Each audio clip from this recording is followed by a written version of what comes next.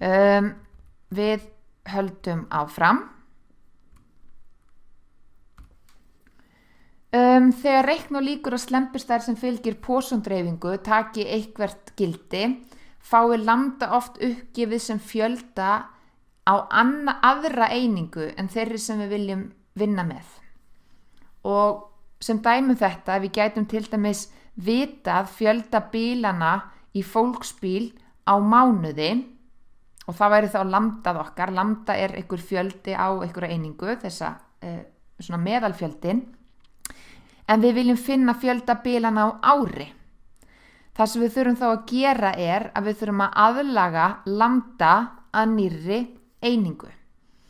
Nú segjum sem svo að ég fæ upp lambda gefið sem einhver tala á mínútu og ég á svo reikna líkur á að einhvað gerist á næsta klukkutímanum, að þá myndi ég margfalda gildið á lambdanu mínu með 60, af því að lambda var gefið upp per mínútu, og ef ég margfalda það nú með 60, þá ætti ég að fá lambda í einingunni per klukkustund. Þetta allt saman er betra að sjá með dæmum, og það koma dæmi hér rétt á eftir. Nú, ef við vitum að slembistærðin X fylgir pósondreifingu, þá er auðvelt að finna væntigildi slembistærðarinnar og dreifnina. Það er hreinlega bæði væntigildi og dreifnin er jafnt og lambda.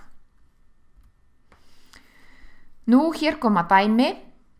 Við höfum skiptiborð í banka nokkrum, færa meðaltali 2,4 símtöl á mínútu, og við höfum að reikna líkurnar á að skiptiborði fái 3 símtöl á 1 mínútu, að minnstakosti 2 símtöl á 1 mínútu, 6 símtöl og passið ykkur hér á 2 mínútum og 7 símtöl á 3 mínútum. Og smá ábending hérna í lið C og D, þá þurfum að passa ykkur á því að lambdað okkar hér er gefið í annari einingu en það sem við eigum að reikna út. Við prófum þetta. Svörin koma svo hér.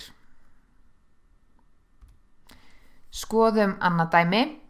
Látum X tákna slembistærð sem fylgir pósondreifingu með stikan lambda jafnt og 6 þegar finna væntigildi og dreifni X.